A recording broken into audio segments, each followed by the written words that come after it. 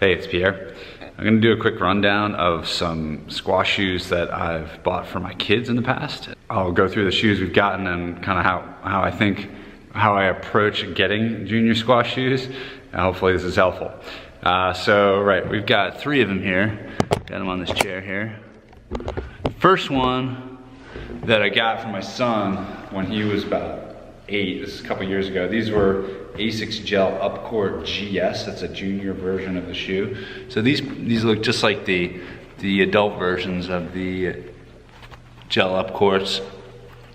And my son played, he played over the summer of that year, and we like to go to the squash court just to mess around.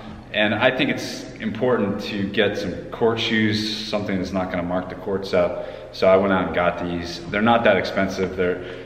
And that was part of the thing, was that I just wanted to spend kind of as little as possible, knowing that the kids' shoes are they're gonna outgrow them quickly, which is exactly what happened.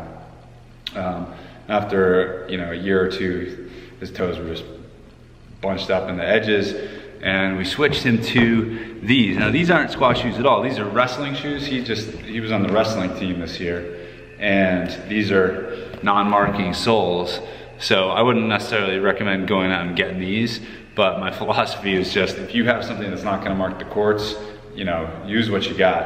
Of course, if they're playing a lot, feel free to invest in something, but I feel more like just getting something that's gonna work and be able to get them out on the court and have it be non-marking, but I don't try to do anything fancy.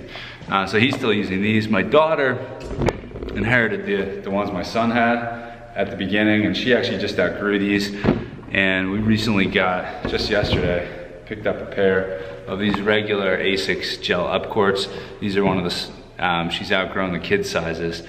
This is, I think, the smallest size of the adult women's versions.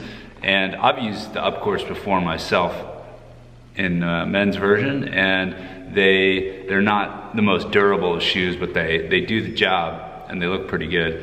And so far so good. Again, this is just to tide her over while her feet are this size. I'm sure soon enough she'll be onto another pair, and we'll have to figure out a way to give these away to some other kids. So that's really my general game plan, is just get the cheapest ones that you can find that are decent, that won't mark the courts, and try to get your kids out there as best you can.